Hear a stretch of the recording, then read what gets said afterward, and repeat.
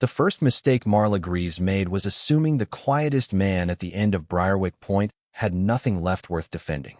Everett Barlow lived alone at the last bend of the cul-de-sac, in a pale gray ranch house with trimmed boxwoods, a narrow side gate, and two dark green rain barrels tucked neatly beneath the rear downspout. Every morning before the heat rose off the asphalt, he watered his tomatoes with a dented metal can, listening to the sprinkler heads hiss across neighboring lawns and the dry oak leaves scratch along the curb. He moved slowly, not weakly. To most of Rosewick Pointe, Everett was just a widower with careful habits, the kind of man who waved once, spoke little, and kept his grass short enough that no one could accuse him of inviting trouble. His wife had loved that back garden, and after she passed, the rain barrels became less about saving water than keeping one small routine alive. The barrels were clean, capped, screened, and half hidden behind a row of blue hydrangeas. Nothing about them shouted. Then one Tuesday morning after a hard overnight rain, a white HOA golf cart rolled up beside his driveway with a soft electric whine, its tires clicking over loose gravel near the drainage grate. Marla Greaves stepped out wearing a vivid red blazer, cream slacks, and tan heels that sank slightly into the damp edge of Everett's lawn. She carried a clipboard against her chest like a judge carrying a sentence. Everett saw her from the back porch before she saw him. She was already inside the side yard line, leaning past the gate, studying the rain barrels with the grave expression of someone discovering a scandal. The air smelled of wet mulch, cold pond water from the retention basin behind the clubhouse, and the faint chlorine drifting from the clubhouse pool 2 streets over. Marla tapped her pen twice against the clipboard. "Mr. Barlow, these are not approved exterior water collection structures." Everett dried his hands on an old towel and looked at the barrels, then at her shoes, then at the wet mark her heel had left in his lawn. "Are they leaking?" Marla's smile tightened. "That is not the issue." She explained that Rosewick Pointe had standards, that standards protected value, and that visible improvisations created concern among residents who cared about uniformity. She used words like moisture risk, drainage implication, and neighborhood presentation, each one polished smooth enough to sound official without saying anything exact. Everett listened. A sprinkler across the street clicked in 3 stiff turns, then spat water onto the sidewalk instead of the grass. Marla glanced at the barrels again as if they had personally challenged her authority. "The board has broad discretion in matters affecting community appearance and drainage confidence." Everett nodded once. "Can you show me the drainage rule you're citing?" For the first time, her pen stopped moving. "You'll receive the notice through the portal." That afternoon, while the sun turned the wet pavement silver and steam rose faintly from the cul-de-sac, Everett heard the soft slap of paper against his front door. A red violation tag hung from the knob, laminated, oversized, and impossible for any passing neighbor to miss.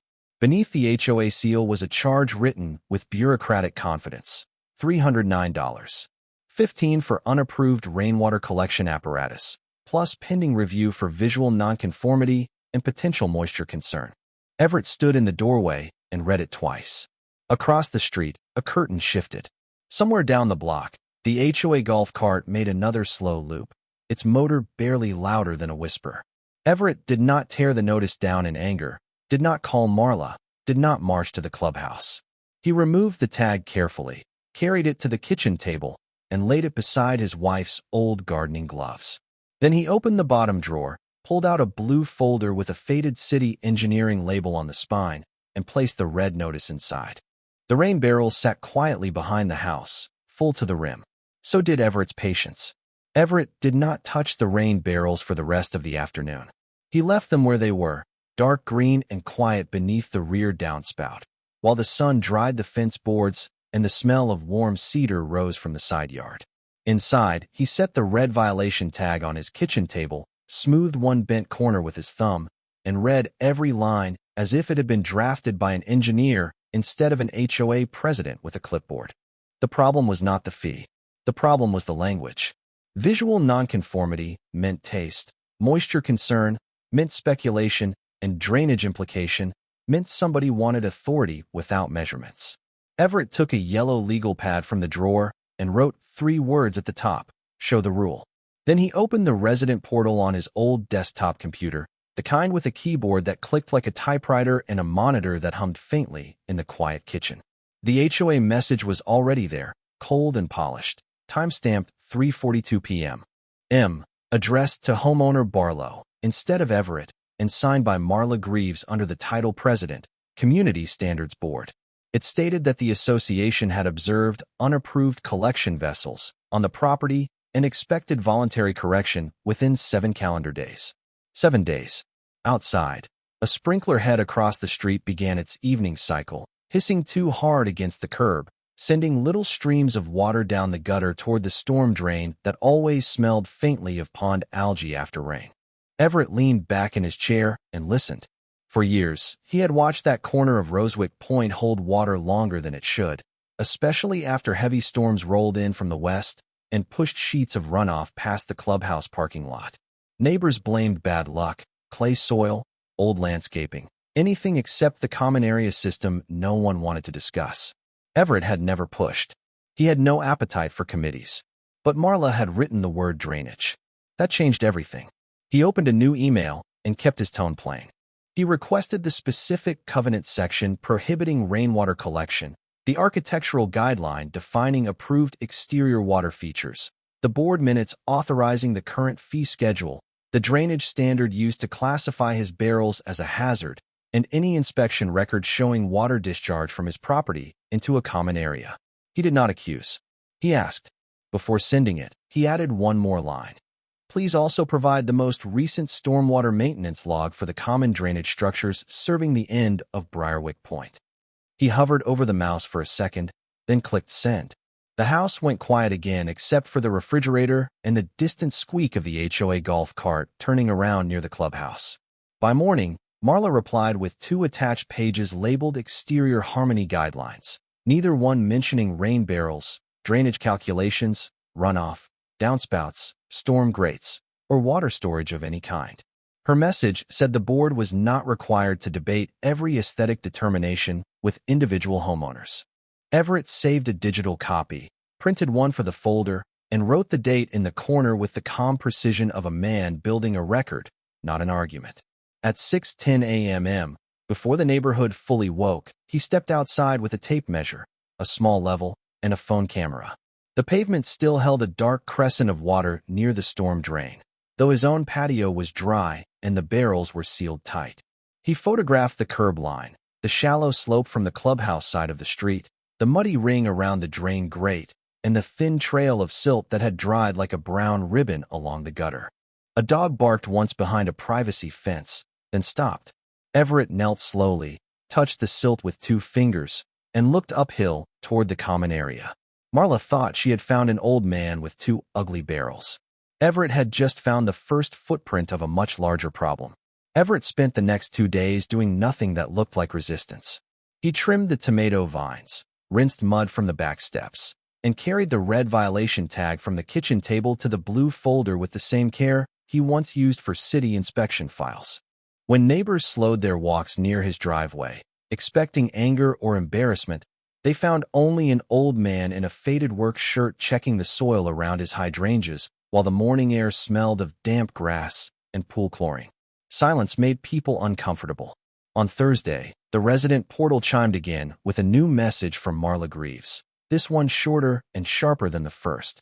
It stated that Everett's request for documentation had been received, but the board maintained full authority over exterior items, visible from common vantage points, and expected immediate cooperation to preserve the values of Rosewick Pointe.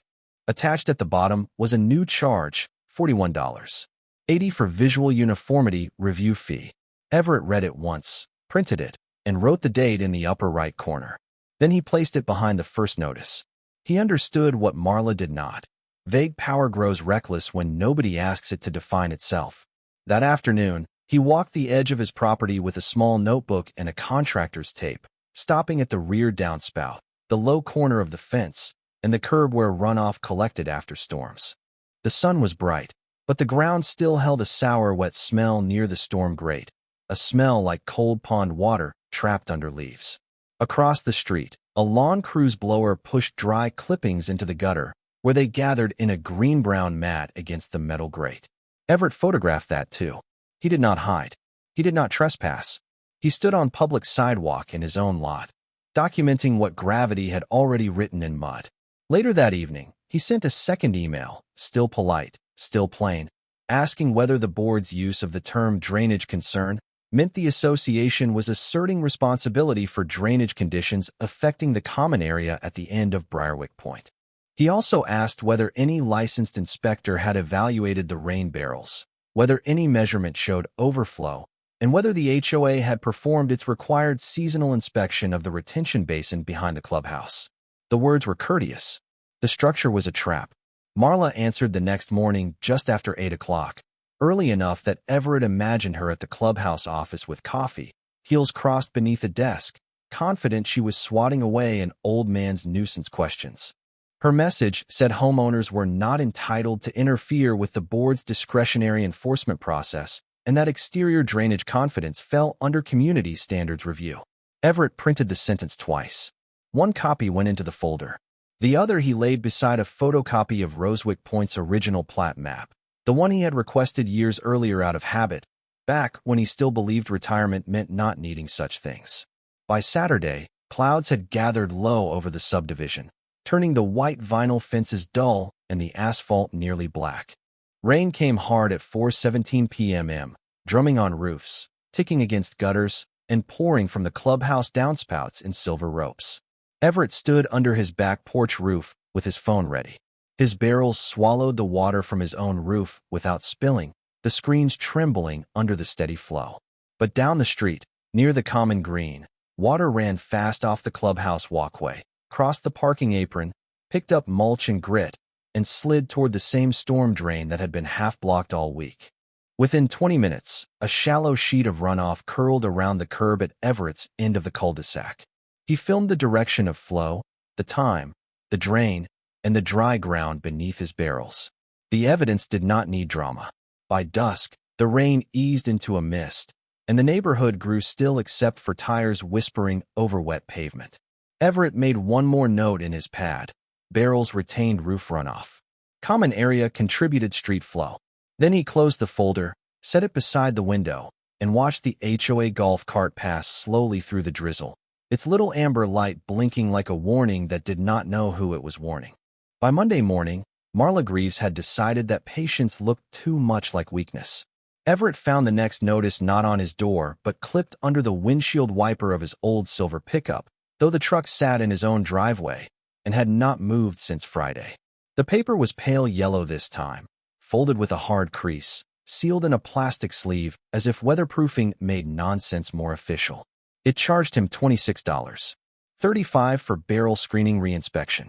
Everett stood beside the truck while the neighborhood woke around him, listening to a sprinkler sputter behind a cedar fence and the soft scrape of a trash bin being dragged to the curb. The air smelled of damp asphalt and cut grass. Across the cul-de-sac, two neighbors pretended to sort recycling while watching him over the lids. Everett removed the notice carefully, read the line about continued visual exposure from a common angle of concern, and slipped it into his shirt pocket without changing expression. That bothered people more than anger would have. At 9:12, another portal email arrived, colder than the first two, warning that failure to correct the condition could result in escalating administrative assessments and possible lien review. Marla had copied Calvin Mercer, the board member who always looked uncomfortable whenever rules required nouns more specific than standards. She had also added a sentence Everett read 3 times. The association retains authority over all exterior conditions affecting neighborhood drainage confidence. Drainage confidence. Everett printed it in full, highlighted that single phrase, and placed it in the blue folder behind the rainfall photographs. Then he opened a second folder, gray instead of blue, and labeled it Common Area Flow. For the first time, the matter had 2 sides, what they accused him of doing and what they had been failing to do. Near noon, Marla arrived in the HOA golf cart with Calvin beside her, his knees angled awkwardly around a box of blank violation tags. The cart hummed up the curb, stopped short of Everett's driveway, and gave off the faint smell of warm rubber and battery plastic.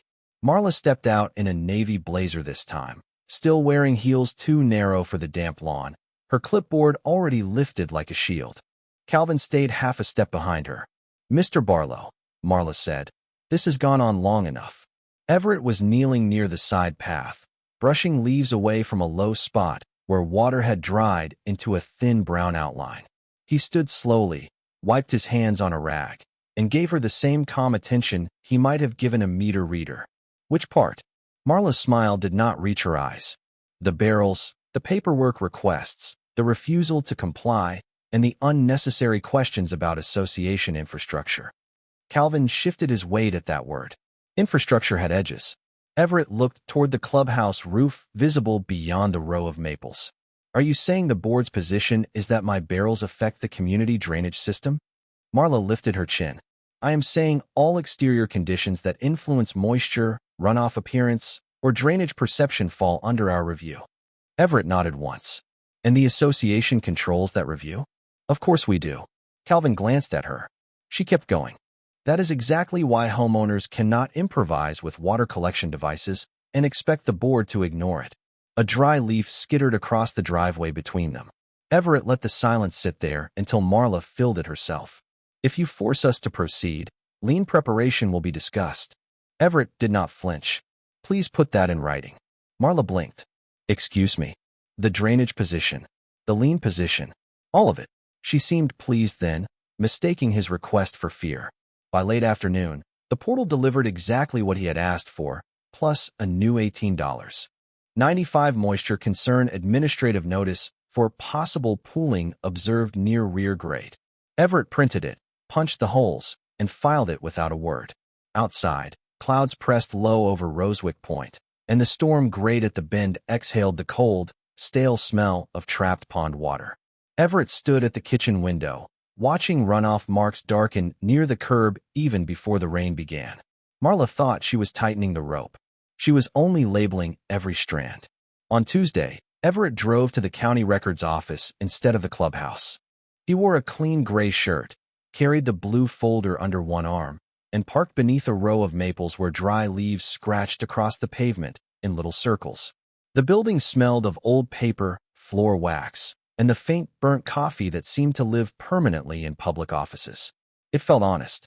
At the counter, he requested the original subdivision plat for Rosewick Pointe, the stormwater maintenance covenant, the grading plan, and any recorded drainage responsibility map tied to the common areas near Briarwick Point. The clerk, a young woman with reading glasses on a chain, asked if he needed help understanding the files. Everett gave a small, tired smile. "I used to review these for a living." 20 minutes later, the documents came out in a thick roll and 3 scanned packets, the kind of dry paperwork Marla Greaves would have found beneath her dignity until it started costing money. Everett spread the plat map over a side table and weighted the corners with his phone, his keys, and a plastic brochure about property tax appeals. Lines became slopes. Arrows became water. The cul-de-sac, the clubhouse, the parking apron, the retention basin, and the storm drain at the bend all appeared exactly where he expected, but one notation made him stop with his hand resting flat on the paper. HOA responsible for inspection, sediment removal, grate clearance, and overflow channel maintenance. There it was. Not community preference. Not visual harmony. Duty. Everett requested copies and paid $14.60 at the counter, then sat in his truck for a full minute before starting the engine. Outside, traffic hissed on wet pavement, and the sky had the heavy pewter color that promised another storm by evening. He did not feel triumphant. He felt the old professional stillness that came before a bad report had to be delivered. Back in Rosewick Pointe, he walked past the clubhouse just as the pool gate clanged shut behind 2 residents carrying towels. The air smelled of chlorine, wet concrete, and the stale green odor rising from the retention basin behind the fence. Everett stood on the public walkway and looked at the downspouts along the clubhouse roofline. 2 of them emptied onto splash blocks that had shifted sideways, sending roof water toward the parking apron instead of the grass swale drawn on the plan. Near the storm grate, matted leaves and black silt pressed against the metal bars like a clogged filter. He photographed the grate from 3 angles. Then he walked to the basin overlook, where cattails had crept thick along the edge and a pale scum line marked where water had been sitting too long. The maintenance log Marla had sent showed no sediment removal date for the last 5 years. 5 years. At 5:38 p.m., the first rain hit. soft at first, then hard enough to rattle the pool furniture stacked under the clubhouse awning.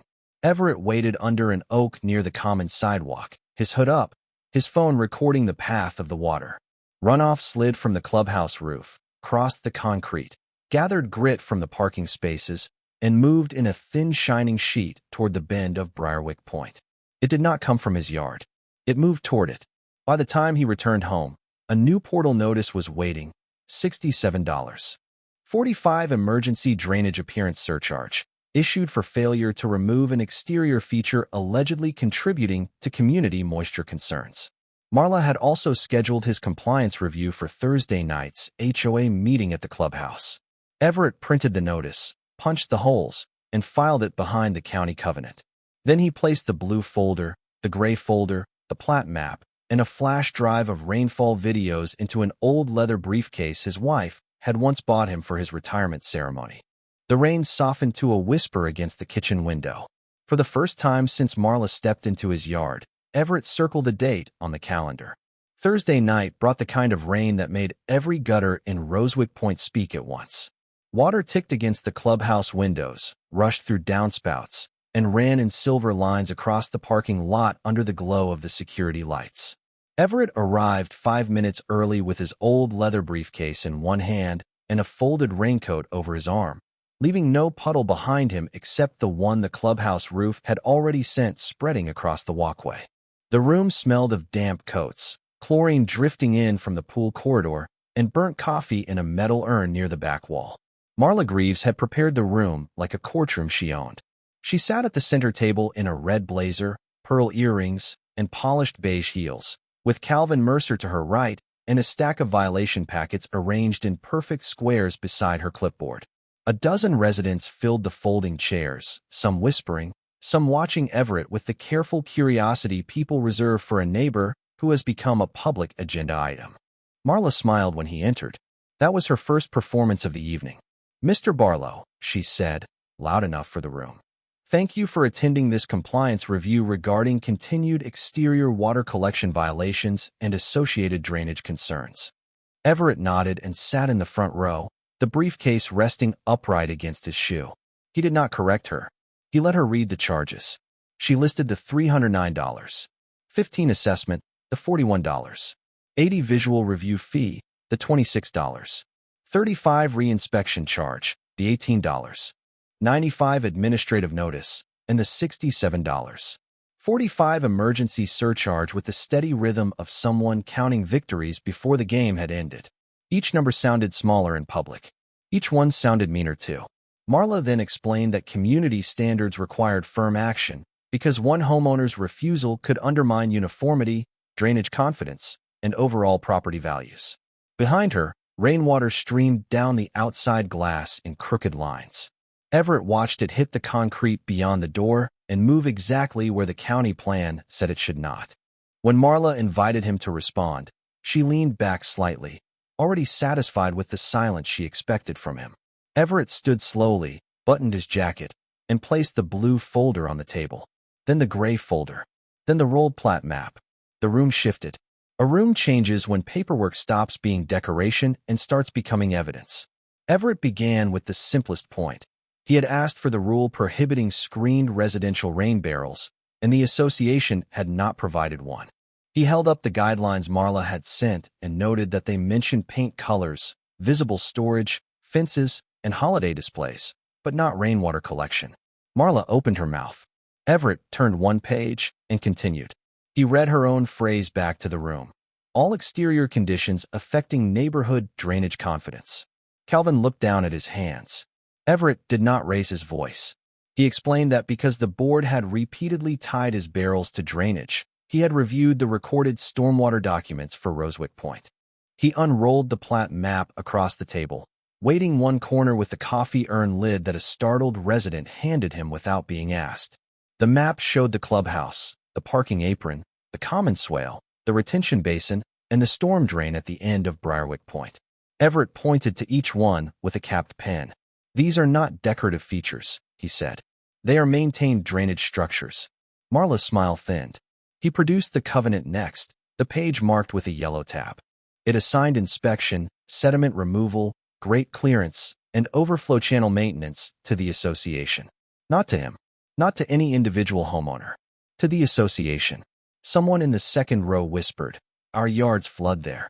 Marla snapped her eyes toward the voice, but Everett was already laying out rainfall photographs. His sealed barrels under the downspout, dry ground beneath them, water from the clubhouse crossing the parking area, the clogged grate, the silt ribbon curving toward his end of the street. The clubhouse lights hummed overhead. Rain struck harder against the windows. Everett placed Marla's printed notices beside the photos in a neat line. "Your documents say my barrels created a drainage concern," he said. "Your own recorded plan shows the water comes from the common area." For the first time that night, Marla did not reach for her pen. Marla tried to recover by returning to the word appearance, because appearance had always been safer than evidence. She straightened the top sheet in her violation packet, lifted her chin, and told the room that the board's concern had never been merely technical, but also visual, because unapproved exterior containers could create uncertainty among residents and buyers. The rain struck the clubhouse roof harder, a steady metallic rush above the ceiling tiles, and somewhere near the pool corridor a drain gurgled like it was struggling to swallow more water than it was built to take. Everett waited until the sound faded slightly. Then he opened the gray folder and removed one more document, a printed confirmation from the municipal stormwater office acknowledging his request for review of common area drainage maintenance. The room went still. Marla's face changed by one careful inch. "You contacted the city?" she asked, making the word city sound like a personal insult. Everett looked at her, then at the residents behind him. "I contacted the office named in the recorded covenant."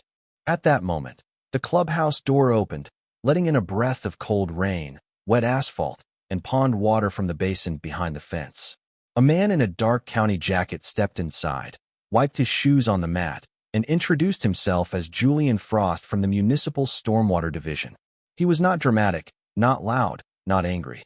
That made him far more dangerous to Marla. Julian carried a tablet, a folded field map, and the professional expression of someone who had spent too many evenings telling homeowners associations that decorative language did not erase maintenance obligations. Marla stood halfway. "This is a private compliance meeting." Julian nodded politely. "I understand. I'm here for the common area drainage review connected to the recorded stormwater covenant, and the clubhouse downspouts, parking apron, storm grate, and retention basin are part of that review." Calvin Mercer closed his eyes for half a second. Everett stepped aside and let Julian review the table.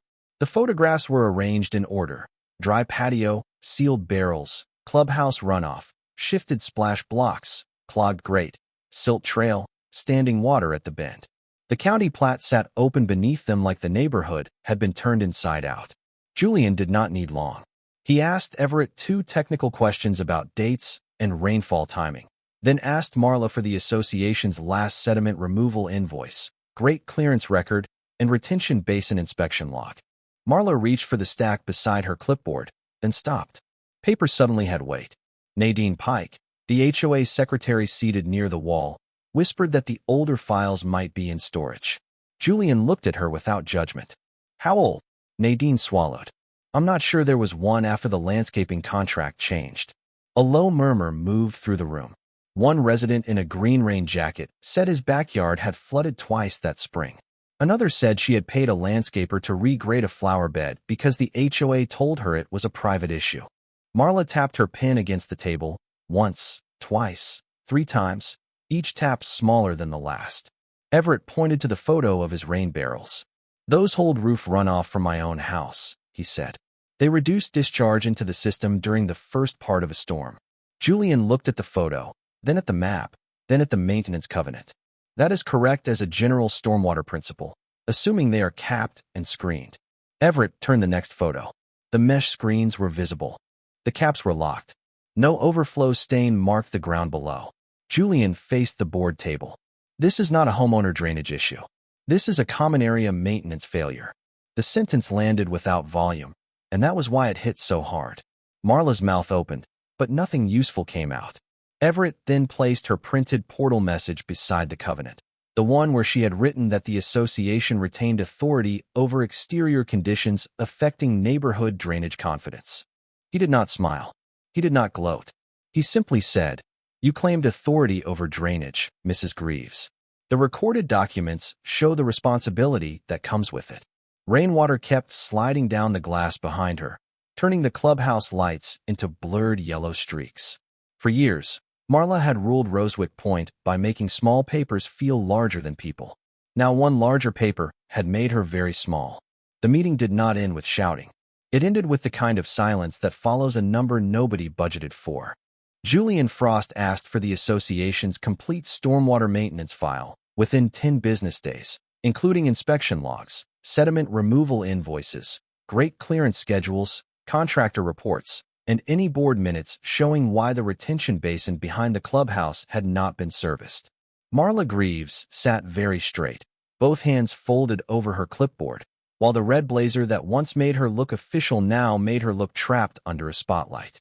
The rain outside had softened, but the gutters still ran hard. Calvin Mercer cleared his throat and asked whether the city was issuing a violation.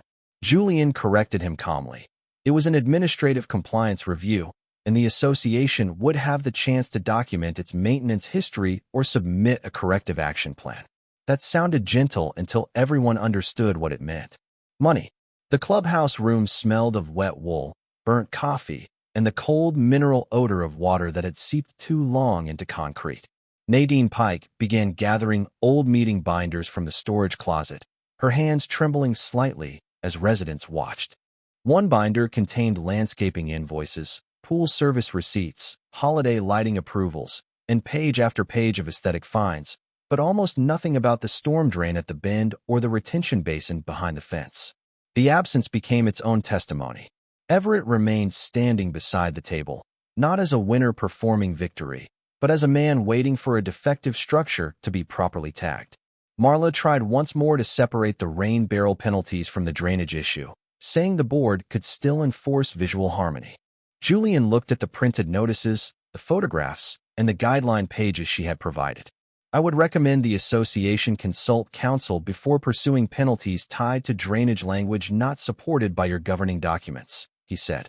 He did not raise his voice. He did not need to. A woman in the second row asked whether prior drainage-related fines could be reviewed. A man near the coffee urn asked who would pay for the regrading he had done after being told his yard was the problem. Another resident wanted to know why the pool deck had been resurfaced twice while the basin behind it had not been cleaned.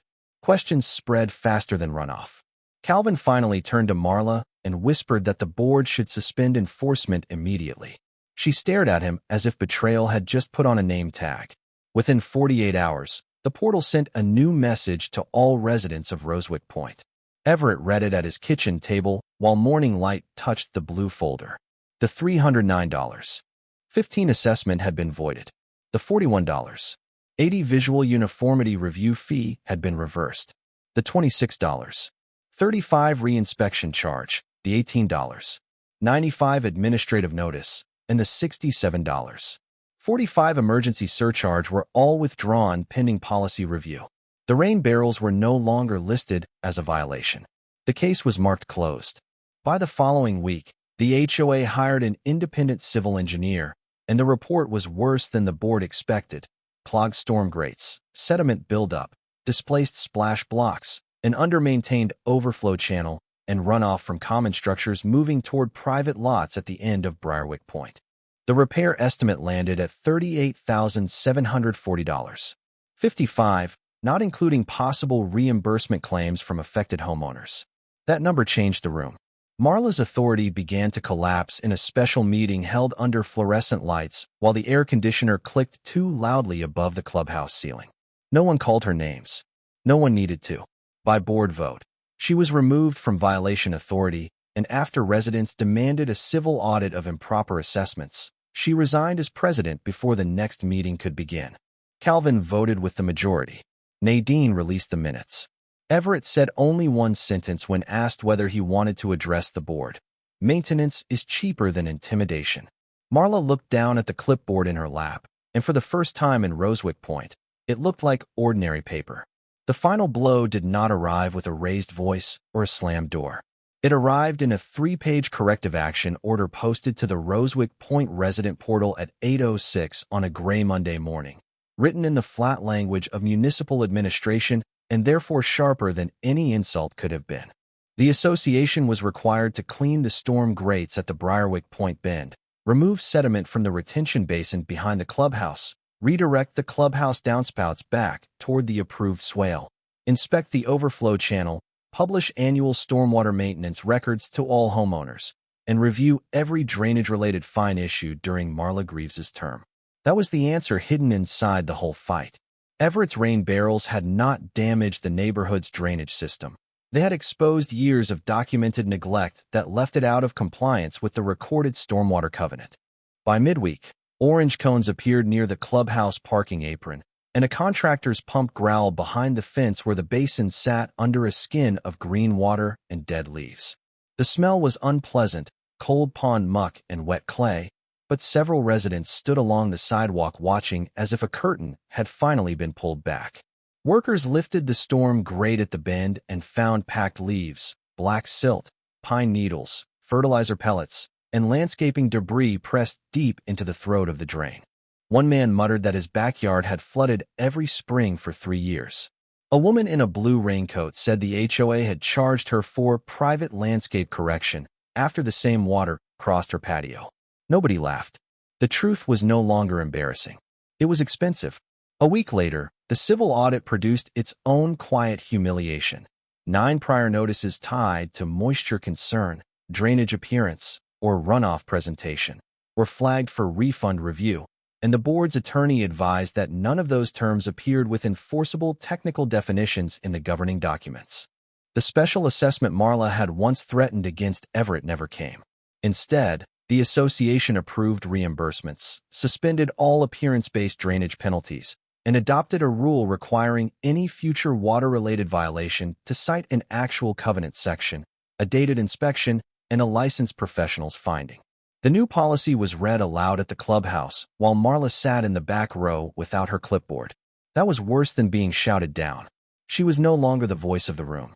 Calvin Mercer, pale and careful, announced that the board had accepted her resignation from all enforcement duties.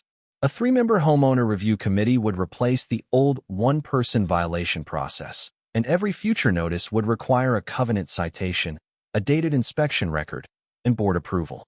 Nadine Pike posted the maintenance calendar to the portal before sunset. For the first time, Rosewick Pointe could see what had been done, what had been skipped, and who had signed off on pretending small homeowners were the problem. Everett did not attend the entire meeting. He stayed long enough to hear the refunds approved and the maintenance order entered into the record, then walked home under a sky that had finally cleared. The asphalt still smelled faintly of rain. At the end of the cul-de-sac, the water finally moved the way the old plat map said it should. When he reached his backyard, the 2 rain barrels stood beneath the downspout, screened, capped, and perfectly still. No red tag hung from the door. No portal alert waited on his computer. A few days later, an elderly neighbor knocked softly and thanked him for asking the questions everyone else had been afraid to ask. Everett only looked toward the fresh gravel around the clean drain and said, "Records protect people who don't have loud voices." After that, rain sounded different in Rosewick Pointe. It no longer sounded like another excuse for a fine, another threat from a clipboard, or another hidden problem pushed onto the quietest person on the street. It sounded like water going where it was supposed to go. Everett returned to his tomatoes, his old gloves, and the small routines that grief had left him, but the neighborhood did not return to what it had been. The portal stayed public. The stormwater logs stayed current. The board learned that authority without duty was just decoration. And every time rain filled those barrels behind Everett Barlow's house, they proved that one quiet homeowner with the right records could turn a petty fine into a shield for an entire neighborhood. This story is a fictional narrative created for entertainment, reflection, and educational purposes. Any resemblance to real people, places, or events is purely coincidental.